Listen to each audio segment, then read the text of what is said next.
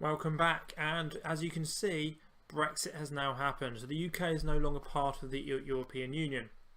And what that means for us is that any new players we buy from Europe or any other country will be classed as a foreign player, and we can only register 13 of them within the squad.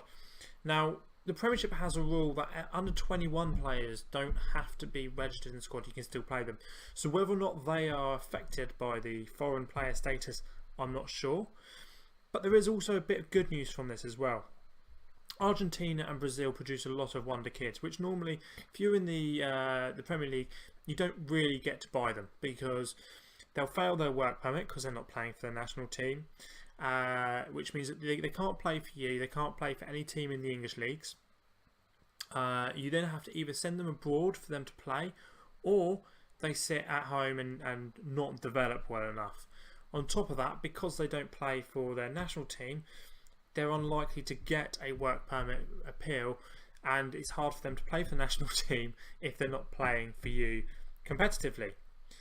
That now doesn't happen for us, because now this 13 foreign player status means we can now get wonder kids from Brazil and Argentina, develop them as we see fit, and then bring them in when they get good enough, which is really good news for us in terms of increasing the scope of the youth players that we can bring in.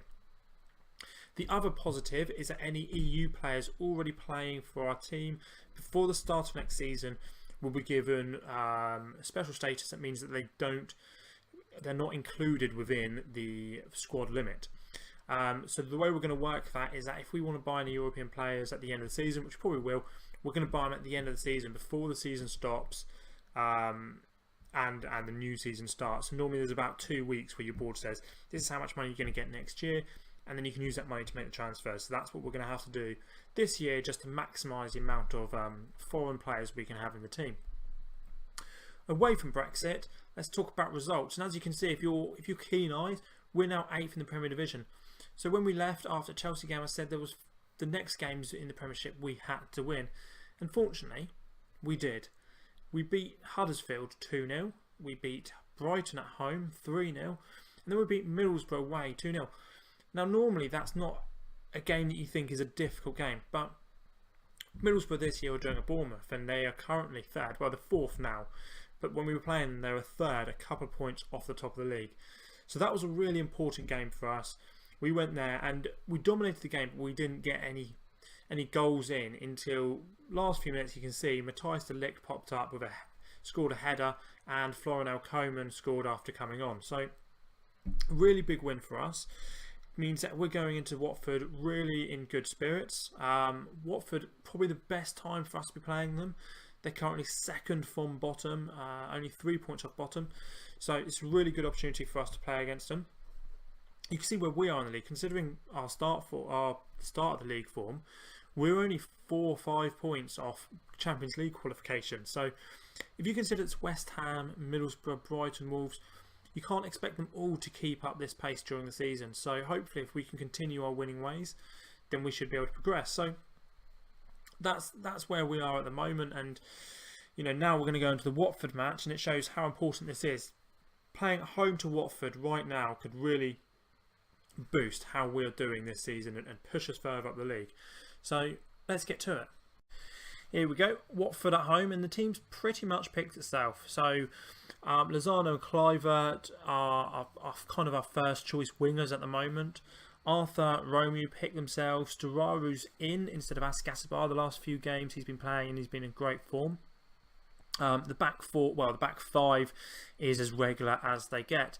The only real surprise is that Koeman is starting this match. I kind of feel he deserves it after coming on and scoring the second goal in the last match. Plus, with Kasper Dolberg injured again, it kind of gives him the chance to try and claim a bit of a boost in the, in where I see him in the team. If we have a quick look at him,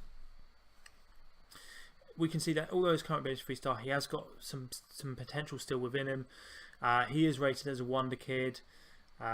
He's got a lot about him, so if we can push him on a bit, then maybe we've got someone to kind of challenge Dolberg for that spot. Dembele has still been firing on his guns in the Euro Cup, but he doesn't really do it for us in the Premiership. You can see he's played 8 games, only scored 2. So you know, he's kind of reaching his potential now as well. He's only ever going to be a sub striker, I think, for this team. So I'm giving Coman the chance here against Watford. As I said, Watford are struggling, but their team's not really that different from what you recognise. I mean, Chalobah, Doucouré, Capoue in midfield, Richarlison. The only difference, obviously, they've got two of my old players, Gabbiadini and Boufal. So maybe that's a problem, I don't know. But anyway, let's push on. We've got a control mentality. They're losing Zorya today, so it's not a given we'll win. And we kick off. So obviously the first highlight doesn't mean much. We need to try and push on and do it. We struggle at home sometimes because teams do defend quite high against us and they catch us on the break. Hopefully Watford won't do that to us today. I mean, like I said, they're not doing well this season. So if we lose this, it's a real shame because this is a really winnable game for us. And Gabbiadini plays out to Richarlison, cross into Boufal, and Boufal scores. He's done what he did for me, coming in on that back post. And this is not the start we're aiming for. See it here. Richarlison plays a little 1-2 of Gabbiadini. And then just floats onto the back post. Hysaj left his man. That's not a good goal to concede. Okay. Try and retain possession. So Watford are actually playing well, considering that they're not in a good place in the league at the moment. Boufal. Lozano now. Storaro. Back to Lozano. Arthur. Plays it into Kluivert. Go on, Kluivert. Yes! That's what Kluivert can do. And it's what he's been doing lately.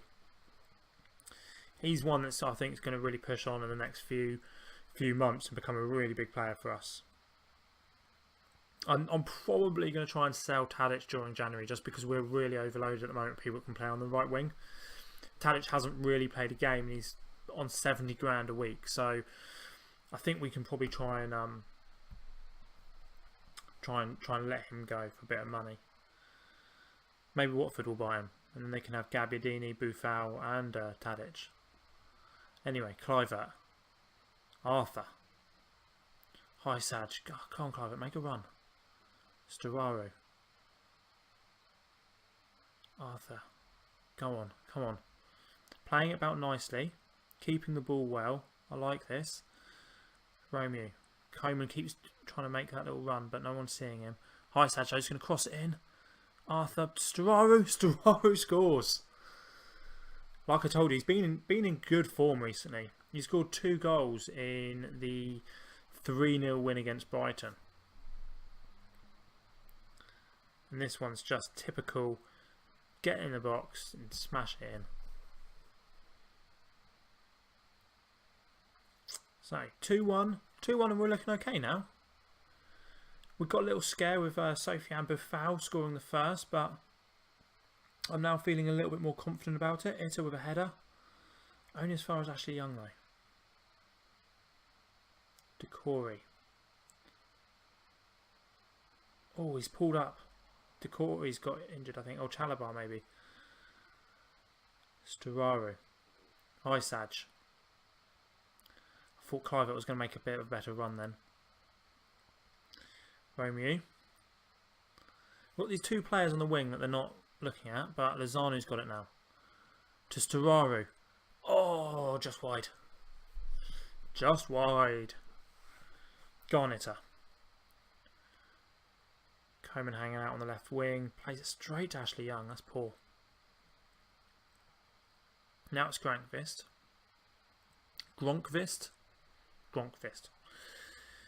And Chalobah and Doucouré look like they're quite decent together in midfield. But now it's Richarlison. Interesting to see how he comes on in the next couple of years. Kluivert though with the ball. Go on.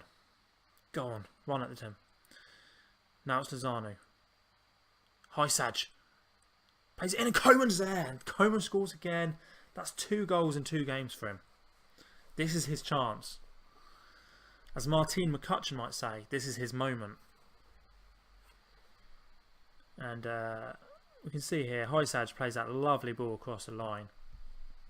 Coman just runs in to tap it in. And 3-1 at half time. And we're looking good value for it. 9 shots against their 3. 53% possession. No real changes to be made at the moment.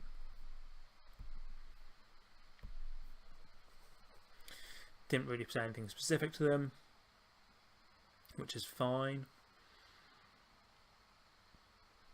And Man City are winning.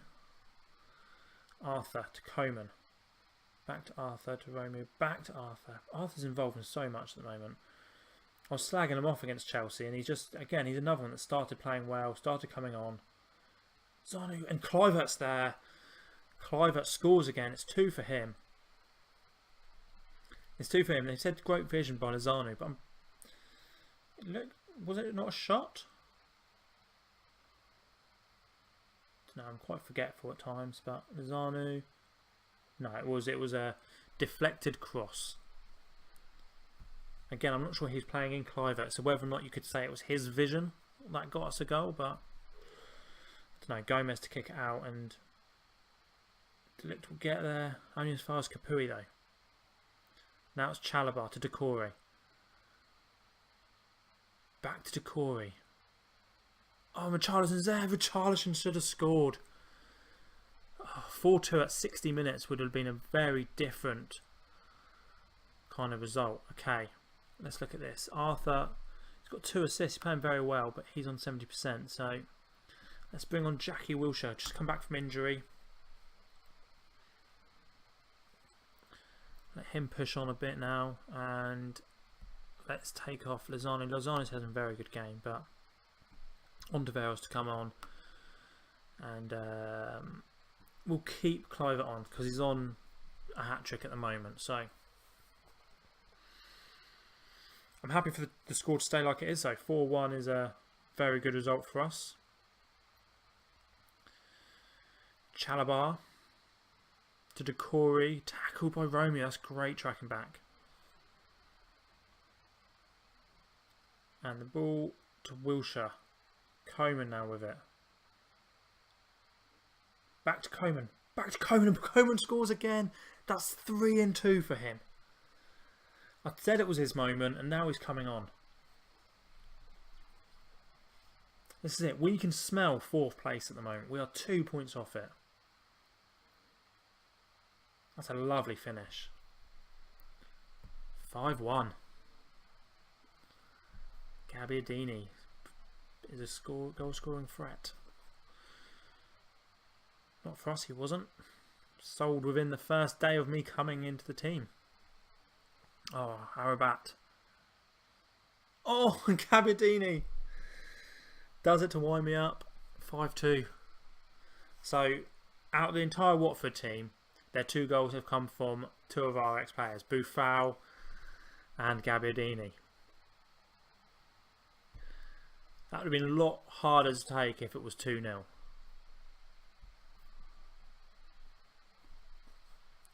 Kluivert tackled on the edge. Decore's going to be... No, it's Boufal. Boufal. He's seen red.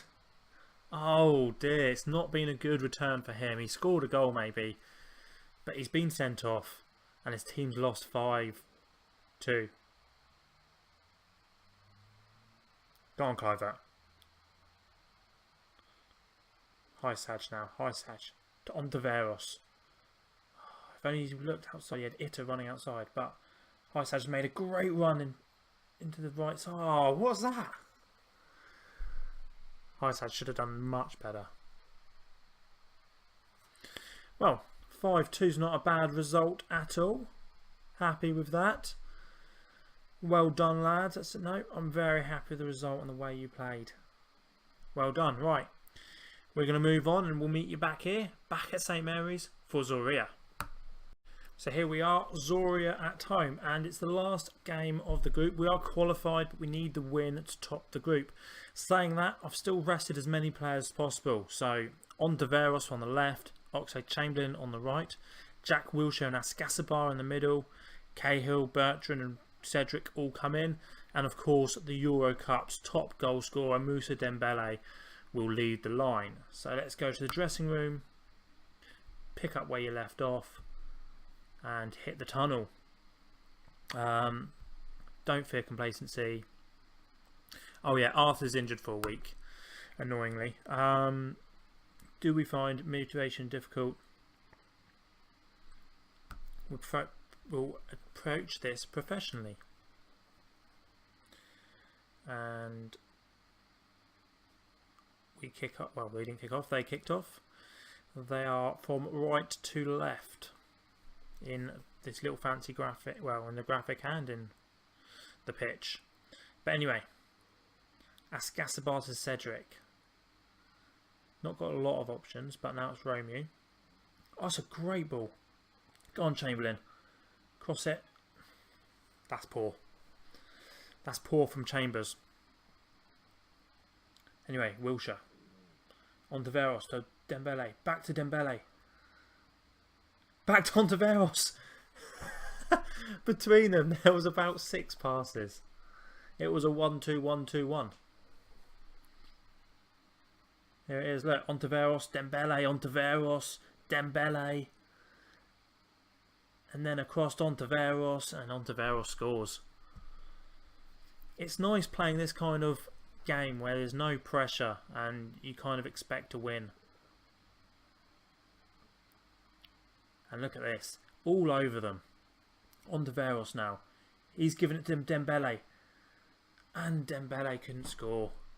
I thought Ontiveros had returned the favour, but no. Dembele couldn't convert it. Romeo now. Oh, it's awful. That is why Oriel Romeo does not shoot often. Because that was a terrible strike.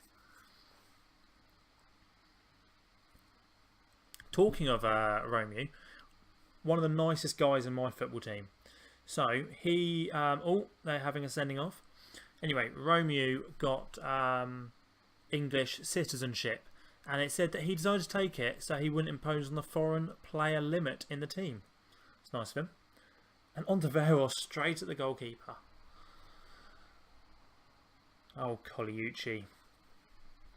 Sent off in, well, I wasn't going to say the biggest game. Oh, Ascasabar scores, and it's 2-0. 2-0 to Southampton.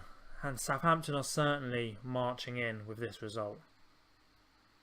Ajax haven't scored yet, so they are 2 points behind us.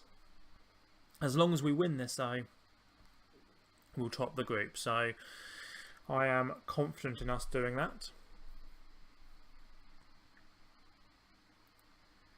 And we're at half time, 2-0. 2-0, good result so far. Keep it up. Dembele hasn't scored yet, though. We need to try and get Dembele to score so we can continue to be the top goal scorer in the competition. 16 shots against 8, 17 now. Bertrand. Crossed into Dembele, and Dembele scores. There we go. He's continuing his run of scoring in games. He's only had one game where he hasn't scored, and that was when we lost to Ajax 1-0. This is a great ball from Bertrand. Great ball. Should we just turn up the heat a little bit more? Let's go attacking. And in a minute we're going to take Romeo off and just give him a little bit of a rest. Wilshere tackled, but Romeo gets it. Wilshere on to Veros to Dembele, and Dembele puts it over. Okay, so Ascasabar can go there. Romeo to come off. Højbjerg to come on. And Hoyt to be rested as well. Matthias de Ligt to come on.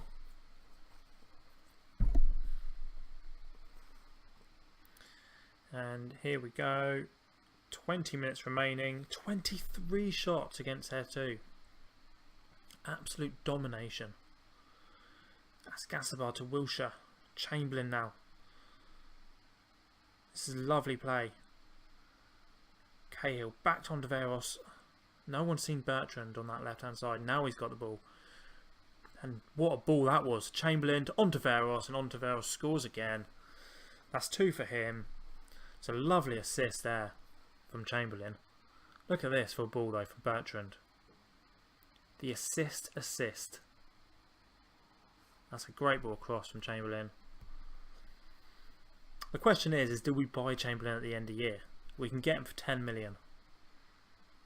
I think that's good value for Chamberlain, but I don't know if he's needed in our team. But then saying that he's UK, he is Southampton born and bred, so he's homegrown. Maybe we do. Here we go. It's the last highlight of the game, and Bertrand kicks it out to nobody. Askasabar, Højbjerg now, back to Wilshere. Bertrand has a lovely game, and Chamberlain had a chance, hit it against the defender's legs, and Zorya will take the last touches of the game, I'm sure. Juk with the ball, tackled by Delict, and it's over. Southampton dominate the match 4-0, dominate the group, and let's move on and let's see. The Euro Cup first knockout round is not until after the West Ham game, so we will reveal that in the next episode. So that has been a 2-win episode. It's been a while since we've had one of them. 5-2 and 4-0. We couldn't stop scoring in those games. We're going to have a shorter break this time. I think we're going to come back for the Christmas games. So we're going to come back for Arsenal away and Leicester at home. Until then, see you later.